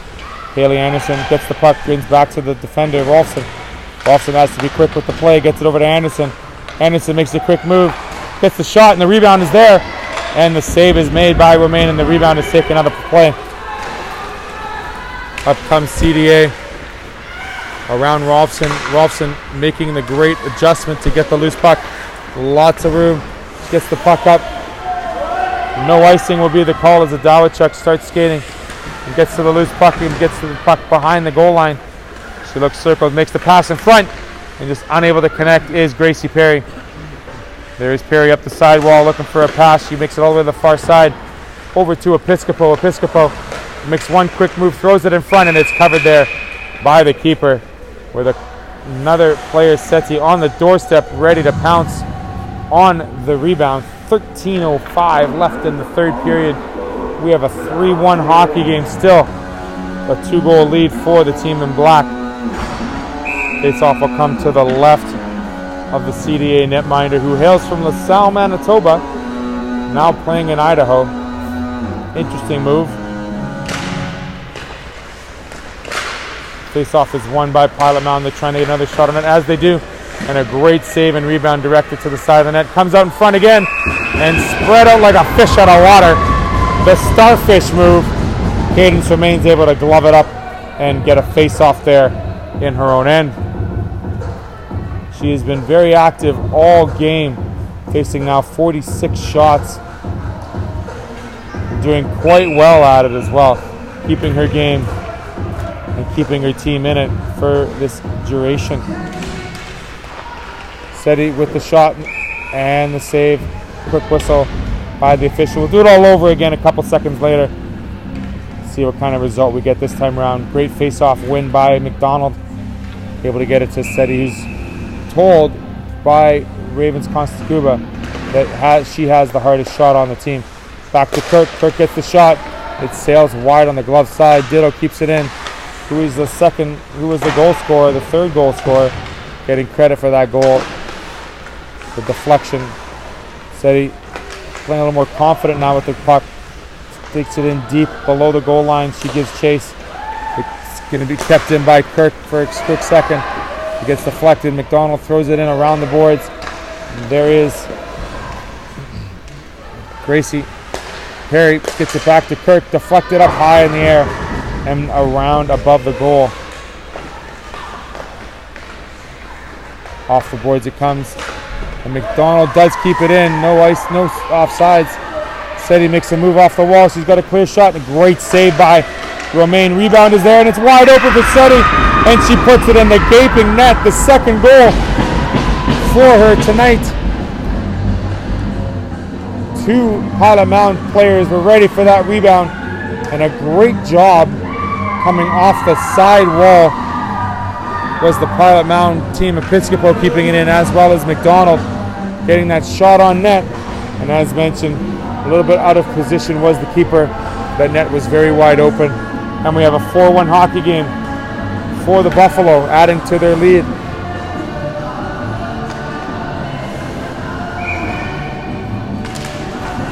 Again, taking the face off. It's won there by CDA Jonathan.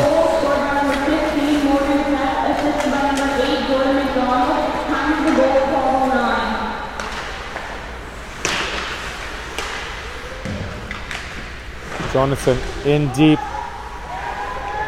working with the loose puck there, able to get it out. And the shot right on, great cannon from Abigail McKinnon playing the point. Rolfson has to skate back. No icing is the call.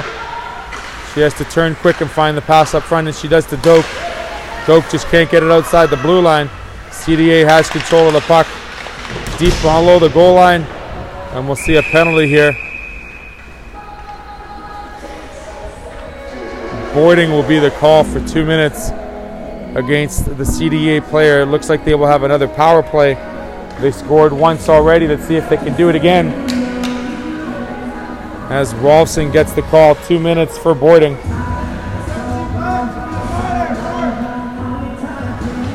Face-off will be to the left of Heaven Meneas, who's been not as busy as some games, but she's okay with that. See if she's equal to the test this power play this time around. Need to get the pucks out of the zone and make sure they're away from the front of the net. That has been the key for the Pilot-Mound Buffalo penalty kill thus far all weekend. It's the keys to every penalty kill, really, keeping them out to the side and getting it down 200 feet. Gracie Perry, hard stick check there against CDA. He's able to pin the puck there deep below the goal line on the far boards. A little bit of help from the CDA players, and we'll get a whistle. Killing off some valuable power play time there for the Pilot-Mound team is number 12, Gracie Perry. Strong on the stick, even though she's not the largest of players. She's very tough on that stick. Face off to the left of the keeper.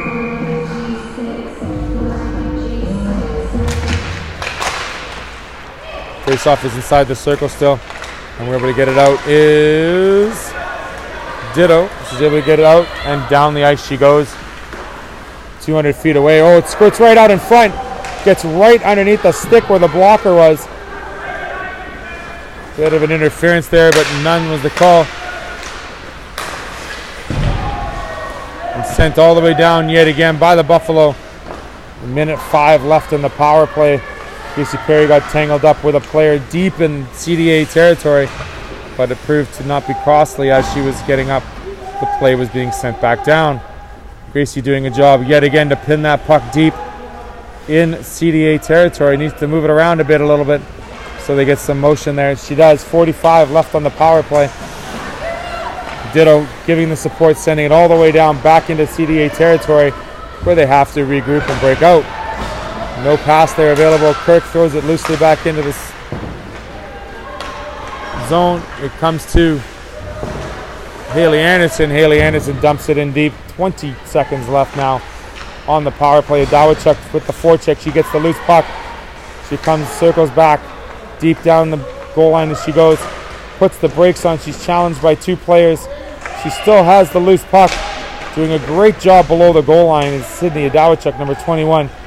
Haley Anderson playing the high puck position on the forecheck.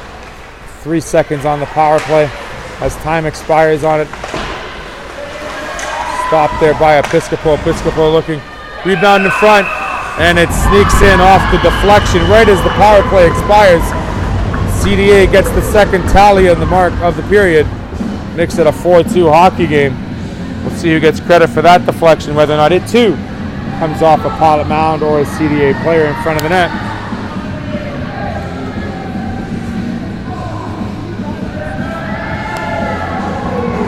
Still lots of time for CDA to come across and make it a tighter game, only down 2 now. And as mentioned at the beginning of the period, the key will be whether or not the Buffalo, the Herd, are able to hold on to this lead. Something they haven't had all weekend, but more importantly, see the resiliency and what type of team shows up to hold on to that lead.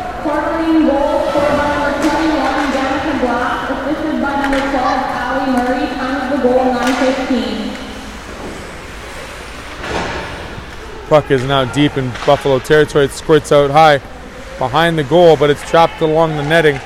It's tied up against the back instant skates. Ditto is able to get it over to Ross. Ross looks at the hot wall. She gets the pass up, but it's intercepted there by CDA. Ditto turns and burns right in front of her net. Very dangerous yet again, but gets the pass out to Olofsdotter and gets out of the zone. A little bit of skating room for Rolfson. Rolfson sends it rink wide, just out of the reach of Ross. But that's okay because it gets sent all the way into CDA tier. Ross putting the pressure on the fellow defenseman. She gets the loose puck behind the net. Makes the pass out front, just unable to get the shot off. Every puck is loose, still in front of the net. Olofsdotter gets it wide. There it is in front again, and it's put in. A goal there. Great pass by Ross out in front of the blue paint. Olofsdotter get the shot, just missing. And Ross was able to pick it up on the other side, get the pass across the blue paint. And the goal was put in by number 8, McDonald, as she got shoved into the net. Just when you think CDA's coming back with a little momentum, Pilot-Mound just rips that rope and says it's mine. And they got a 5-2 hockey game here, 8:12 left in the third. Good battle of a third period, back and forth here. Lots of offense, lots of back and forth action. It's great to see both teams battling here in the final game this Sunday on Showcase Weekend down in Pilot-Mound, Manitoba.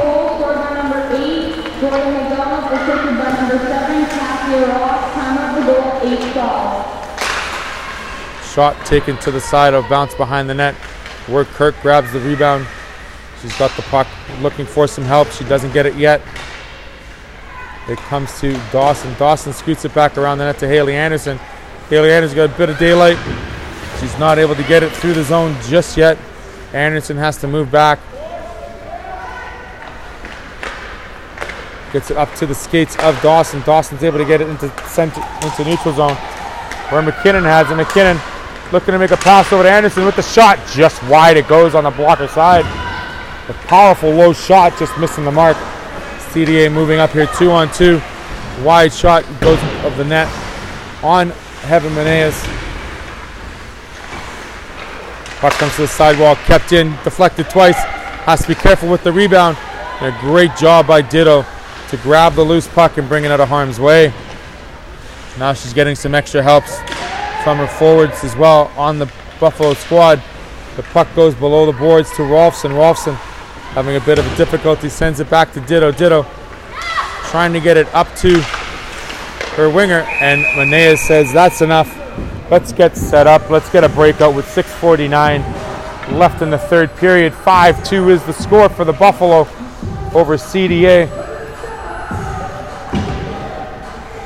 That's some great action, end-to-end action here in the third. Shots are a little more even, a little more offense from both teams. And it's great to see both teams battling out here in the final 9 minutes of the game. Puck comes back to the defense. Gets sent back in on the close boards to the half wall. Stuck on the half wall, a little battle, if you will. 2-on-2 action as Olastarter gets it stuck in her skates. Shot is well wide, just trying to get into the zone, I think. Over to Ross. Ross gets it taken off her stick. Now it's taken off that other stick over to Olastarter. Olastarter sends it to Dawachuk. So a 3-on-1 for the Buffalo with a shot just wide of the glove. Is a Dawachuk. Olastarter sends it in. Gets it in deep to the corner where Ross has it. Ross gets it taken off her stick and she's chasing after the loose puck. Dawachuk is there trying to help. It gets brought up the boards and Episcopo is able to send it back in. A delayed offside, but not anymore. 6 minutes remaining in the third. Olastarter, the lone forecheck. Has McDonald making some effort there as well. It comes out to center ice now. It'll be a 2-on-2 for CDA. CDA looking for the shot. They get it. The rebound is there, cleared away by Episcopo onto the stick of Seti, who has 2 goals this afternoon. She loses the puck at the center ice spot with the shot deflected wide of the mark on Heaven Meneas. McDonald looking for support, getting it and giving it. Seti, Kirk, all in the corner there, trying to get the loose puck out. Or the Buffalo to get back into CDA territory. It's squished to Seti. Seti gets it up, deflected through some skates. Here goes the wheels of Gracie Perry working on the loose puck. She gets to the loose puck. Looks for the lady in front. Great pass in front. Seti not able to get all of it. Cadence Romain able to make that save with 5:05 left in the third period. Great bit of skating by Wheels. Find out if that really is her nickname as we progress through the season. She certainly has them. Loves to skate, loves to find the open ice. Jonathan playing the close wall here. Gets the puck, gets it back to Ditto. Ditto with the weak shot. Gets past one player but not two. Savannah Doak skating well, helping out, getting the puck loose in front. There is McKinnon with the shot. The rebound is there, and Romain makes the cover and the save as 2 other Buffalo players were there looking for the rebound. She is quick to cover and has been very good with the mitt, making sure that there aren't any more rebounds or any more scoring opportunities needed. Face off to the right, we'll get set to do it again. It's scattered there inside the circle. Doak working hard, gets to the loose puck behind the goal line. Plays past to herself off the boards, a couple of bumps. Puck is behind him. Doak has it in her skates over to Jonathan. Jonathan gives to McKinnon. McKinnon goes into the circle. We get a quick change here. Perry comes back on as Abigail McKinnon has the puck against the boards. It comes up to Perry, now to McKinnon, back to Rolfson. Rolfson gives it up to Perry. Perry does a quick circle to the boards, looking to get some speed. She gathers that speed behind the goal line, looking for an outlet pass. Doesn't find it, goes back down below to McKinnon. McKinnon and her do a bit of a cycle. McKinnon gets it deep to Jonathan. Jonathan first to the loose puck, looks to make the pass, and it comes right out in front. on the deflection. And the save is made by Romaine. 3:55 left in the third period here. 5-2 is our score for the Pilot-Mound Buffalo, looking for their first victory of the weekend. Dawachuk is taking the face-off.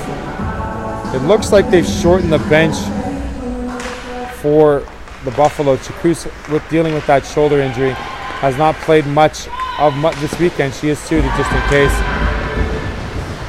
There is Seti, who has 2 goals this afternoon. Looking for the third, over top of the net it goes. Just deflected high and wide. Rebound is there, and the puck is kept below the boards, below the goal line, behind the net. It's kept in there by Episcopo. Episcopo loses it for a brief second. She gets bailed out by Seti. Over to Perry. Perry gets the shot, just goes wide of the net yet again. Dawachuk in first to grab the puck. Seti grabs it as well. Off of Dawachuk, looking to make a move to the front of the net. Unsuccessful with that one. It comes loose. Seti gets it back to Kirk. Kirk keeps it in, throws it into the far corner. But CDA looks like they'll be able to get into the neutral zone. And they dump it in deep into Pilot-Mound territory. Just under 3 to go. Episcopo looking for the lane to give it pass up to Perry. Perry goes cross ice. Seti's just unable to get to that loose puck first. Kirk kicks it out of the zone, gets it up to the neutral zone. And that's as far as it goes, as it gets back into Pilot-Mound territory, where Episcopo turns, tries to carry it up, gets stick twice, and she's able to get it to McDonald. McDonald sends it up to Olafstadter. Olafstadter gets checked there by the CDA forward with 2:20 left in the third period. Bit of a collision there against the far boards, with the puck squirts behind the goaltender. It's kept in there by Ditto. Ditto centers it in front, just no one there for the pass. Ditto elects to shoot it back down deep into CDA territory, where Olafstadter gives chase to the loose puck. Squirts back below the goal line behind the net, and there is Ditto. Scoops it off the boards and to the CDA player, and they're able to escape to the neutral zone. And they will dump it in, actually carry it in this time, past the defense, looking for a centering pass, and there it is, out of harm's way. No, deflected wide is the big cannon by the CDA forward. Comes across to Olafstadter. Olafstadter looks like she might have an outlet pass, and she does, to McDonald. McDonald looking to make a move, goes inside out of the skates. CDA is able to grab it, and they're able to clear into the neutral zone and get the puck out of harm's way. A couple more rushes left in the game here. 2-on-1 with the shot. The backhander steered away by Meneas. Puck is brought back in to Buffalo territory. A broken play. 2-on-1 off the knob of the stick and sent high and wide off of Meneas. A couple of shots here in the last 20 seconds for the netminder. She's staying sharp, keeping the lead at 3 for the Buffalo. Puck is now in the close boards here. Dawson waiting for it, unable to get it. Comes out in front, rebound is there. Sticks are tied up, and there's McDonald able to get the loose puck out to the far side. Episcopo doing the best job keeping it away. There's Dawson. Dawson goes behind the net as we are now down to 33 seconds in the third. Puck is out. Dawson with the outlet pass. We got a 1-on-1 here. Dawson versus CDA player. She takes it wide. Stick checks slightly and gets off her stick and carries it to the far end. Puck stays inside the zone for a brief moment, and it scoots all the way back as it goes across to Ditto. Ditto with 13 seconds. It gets dumped into the CDA territory. She gives chase by Abigail McKinnon. McKinnon able to scoot wide on the play. And that wraps it up for tonight's game. The Pilot-Mound Hockey Academy Buffalo 5. CDA was only able to pot 2, a 5-2 hockey game. Very talented, very battle-tested game. End-to-end action in the third. We'll be right back with some interviews in the third after this.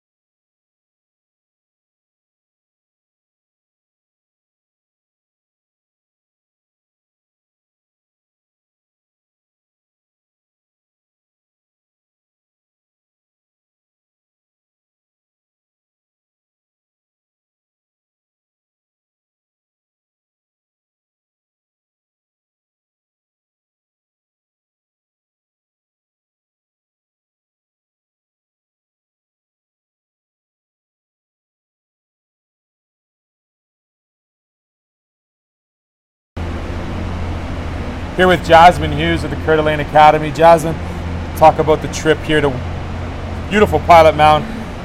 A lot of interesting trips for you ladies. Oh yeah, well, because we're the only USA team in the league, so it's really good going to Canada. It is a very long drive though. It's about 2 days, about 23 hours in a bus. So you get a lot of team camaraderie because you're hanging out with everyone for so long, and you get to sleep a lot, which is really enjoyable. You can sleep on a bus? That's something I could never do. Oh, it's a skill you learn when you travel on buses for so long. I guess you must have that skill. Now, how many years have you been playing hockey? About 8 years. You enjoying it, obviously? Oh, I love it so much. Would there be any other sport you'd want to play? Curling. Curling? Yes. Okay. Is there a lot of curling in Coeur d'Alene? Actually, yeah, our rink has a curling too. That's pretty cool. It is cool. There you go. Americans playing curling. There you have it. Right on. She gives the thumbs up. Let's talk about this weekend. How impressive is it to play 4 games in 3 days and have the stamina for all 4 games? Like, what do you go through to train like that? We do a lot of shuttle runs. We do a ton of off-ice sprints, runs. We run about 2-3 miles every week, kind of get going, and we practice about 4 times a week. So you're constantly going, and eventually you start to get used to it. Perfect. What part of your game that you like best about today's battle? We just had a lot of intensity, and we just kept bringing it. Even though we were down, we just kept hustling, moving our feet, and that's the Coeur d'Alene style. Is you outwork them. No quit. No quit at all. No quit at all. Yes. Unfortunately, we didn't get the W, but what's the best part about playing the teams you see? Like, you're going to see these teams 4 or 5 more times this year, right? Mm-hmm. So you're going to get some stats, going to get some video on them. Yeah. Obviously prepared for the next time you see them, right? Yes, we are. So getting back home, what's the best part about playing at home? Honestly, it's the fans. It's the people who are at home supporting us, and it's our home ice, so we're a little bit more used to it, but it's really just like the whole Idaho atmosphere. It's just really something different. Coeur d'Alene's a beautiful place to play. Oh, it's stunning. Stunning? Stunning is right. Yes. Not like beautiful prairies, right? Not really a prairie fan, but I'm from St. Louis, so I'm used to it. St. Louis, so did you get to watch any of the finals last night or last year? Yeah, I did. You're pretty pumped about that? It's beautiful. Well, there you go. St. Louis, Missouri. Jasmine, thanks for joining us very much. Thank you so much for having me. Have a safe trip home, and we'll see you, I'm sure, again, either in Manitoba or on ASTV. Thank you so much. Right on.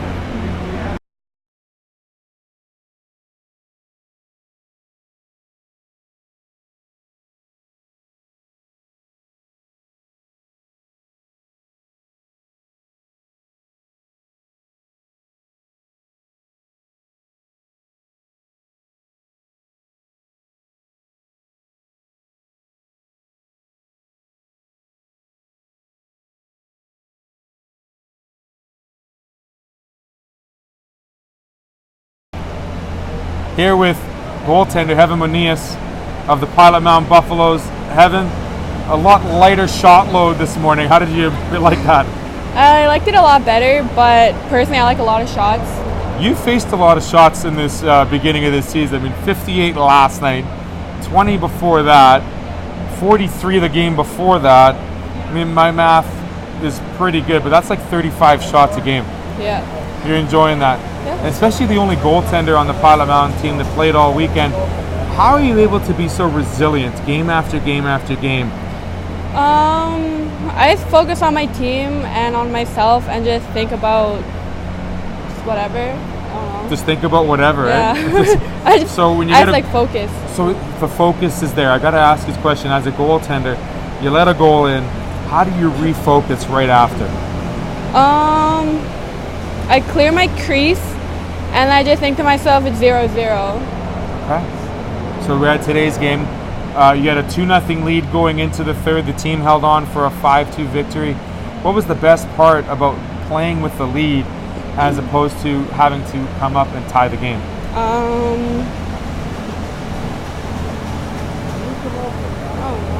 No, it was just enjoyable to see a 4-spot or a 5-spot on your side and a 2-spot on theirs. Yeah. Right on. Well, good luck and congratulations on the win today. Take some time off and relax and enjoy the rest of the week. Thank you. Heaven Monias, the goaltender with the Pilot-Mound Buffalo, on a 5-2 win here against CDA. Congratulations. Thank you. We'll be right back, and that's all from ASTV.